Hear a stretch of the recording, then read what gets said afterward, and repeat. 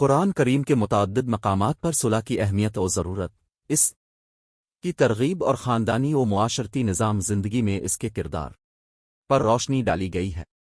اسے خیر سے تعبیر کیا گیا ہے، اسے ضروری قرار دیا گیا ہے، ایسے لوگوں کی مدح اور تعریف کی گئی ہے جو صلح پسند ہوں۔ اللہ پاک کو سب سے زیادہ وہ قدم پسند ہیں جو مسلمانوں میں صلح اور باہمی تعلقات کی اصلاح کے لیے اٹھیں، اور اس بات پر بھی غور کریں کہ صلح کروانا ہمارے پیارے نبی کی سنت ہے، اور اللہ عز و جل نے قرآن کریم میں آپس میں صلح کروانے کا حکم بھی دیتے ہوئے ارشاد فرمایا ہے، یاد رکھو سارے مسلمان بھائی بھائی ہیں، بس اپنے دو بھائیوں میں ملاپ کرا دیا کرو، اور اللہ سے ڈرتے رہو تاکہ تم پر رحم کیا جائے۔ الحجرات۔ لذا جب خاندانوں، جماعتوں، فریقوں میں اختلافات پیدا ہو جائیں اور توتوں میں ہاتھا پائی، لڑائی، خون خرابہ جنگ وجدال کی نوبت آ جائے تو ان کے درمیان صلح کروا کر یہ فضائل و برکات حاصل کرنے چاہیے، نہ کہ مسالہ لگا کر اس معاملے کو طول دے۔ اللہ ہم کو محفوظ رکھے، آمین۔ کبھی مسلمانوں میں ناراضگی پیدا ہو جائے صلح کروانے کے لیے رسول اللہ کے ارشادات ملاحظہ ہوں۔ حضرت ام کلثوم بنت عقبہ بیان کرتی ہیں کہ میں نے رسول اللہ کو 3 چیزوں میں جھوٹ بولنے کی رخصت دیتے ہوئے سنا ہے۔ رسول اللہ نے فرمایا کہ میں ایسے شخص کو جھوٹا نہیں سمجھتا جو لوگوں کے درمیان صلح کرانے کے لیے کوئی بات کرتا ہے، اس کا مقصد صرف اور صرف اصلاح ہوتا ہے۔ جو دوسرا وہ شخص جنگ کے موقع پر کوئی بات کرتا ہے، اور تیسرا وہ شخص جو اپنی بیوی سے کوئی بات کرتا ہے اور بیوی خاوند سے کوئی بات کرتی ہے۔ سنن ابی داؤد۔ حضرت ابو درداء روایت کرتے ہیں کہ رسول اللہ علم نے ارشاد فرمایا، کیا میں تم کو روزہ، نماز اور صدقہ خیرات سے افضل درجہ والی چیز نہ بتاؤں؟ صحابہ نے عرض کیا، ضرور، ارشاد فرمائیے۔ اپنے ارشاد فرمایا، باہمی اتفاق سب سے افضل ہے، کیونکہ آپس کی نا اتفاقی دین کو موننے والی ہے۔ یعنی جیسے اس طرح سے سر کے بال ایک دم صاف ہو جاتے ہیں، ایسے ہی آپس کی لڑائی سے دین ختم ہو جاتا ہے۔ ترمذی۔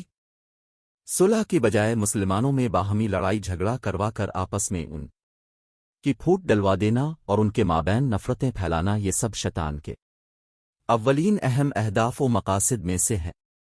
بسا اوقات شیطان انسانوں میں سے سیکھی و خیر کی دعوت کو عام کرنے والے لوگوں کے درمیان پھوٹ ڈلوا کر بغض و حسد کی ایک ایسی عظیم دیوار کھڑی کر دیتا ہے جے صلح کے ذریعے بھی گرانا اڑھانا اور اس کا مسمار کرنا انتہائی مشکل ترین امر بن جاتا ہے۔ حضرت ابو ایوب انصاری سے روایت ہے کہ رسول اللہ نے ارشاد فرمایا، مسلمان کے لیے جائز نہیں کہ اپنے مسلمان بھائی سے 3 راتوں سے زیادہ قط تعلقی کر کے اسے چھوڑے رکھے، کہ دونوں ملیں تو یہ ادھر کو منہ پھیر لے اور وہ الفادیر کو منہ پھیر لے، اور دونوں میں افضل وہ ہے جو میل جول کرنے کے لیے سلام۔ صلح کرانے والوں کے لیے ضروری ہے کہ دونوں فریقوں کو الگ الگ بٹھا کر ان کی شکایات سنیں اور اہم نکات نوٹ کر لیں، اور اسی کے مطابق تمام امور کو انجام دیں، اور ایک فریق کی بات سن کر بھی فیصلہ نہ کریں۔ ہو سکتا ہے جس کی بات سنی ہے وہی غلطی پر ہو، اس طرح دوسرے فریق کی حق تلفی کا قوی امکان ہے جو شرعن غلط ہے اور ایک فریق پر علم ہے۔ فریقین کی بات سننے کے بعد انہیں صلح پر آمادہ کریں اور سمجھائیں کہ ہمارے پیارے نبی صلی اللہ کی مبارک زندگی ہمارے لیے اس سلسلے میں بہترین نمونہ ہے۔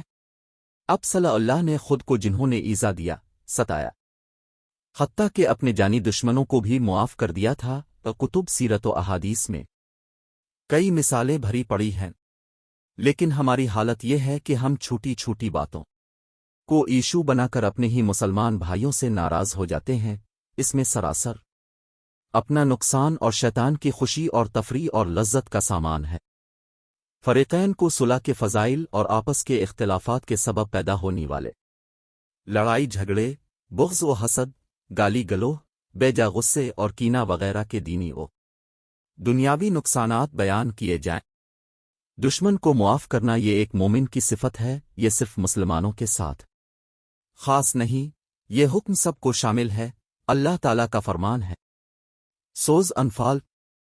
اور اگر وہ صلح کے لیے مائل ہوں تو تم بھی مائل ہو جاؤ اور اللہ پر بھروسہ کرو، بے شک وہی سننے والا جاننے والا ہے۔ نوٹ: ساتھ ہی ساتھ اللہ تعالیٰ سے عافیت کا سوال کرنا چاہیے۔ رسول صلی اللہ علیہ وسلم عفو و عافیت ہی کا سوال کرتے تھے۔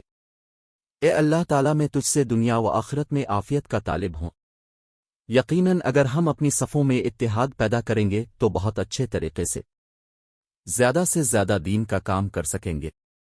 باہمی محبت و اتحاد سے جو کام ہو سکتا ہے وہ اکیلے رہ کر نہیں ہو سکتا۔ پھر فریقین کو آمنے سامنے بٹھا کر ان کے درمیان صلح میں سبقت لے جانے کا جذبہ پیدا کر کے انہیں آپس میں ملا دیں، حتیٰ الامکان کسی فریق کو دوسرے فریق کے خلاف بولنے نہ دے، کیونکہ تالی دونوں ہاتھوں سے بجتی ہے، جب ایک بولے گا تو دوسرا بھی اپنی صفائی کے لیے بول پڑے گا۔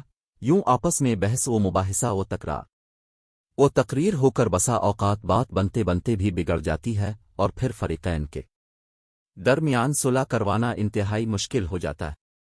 آپس کی دشمنیوں و ناراضیوں و نااتفاقیوں اور ناچاکیوں سے بچتے رہنا چاہیے کہ ان کی وجہ سے نیکی کے عظیم مشن و کام کو شدید نقصان پہنچتا ہے۔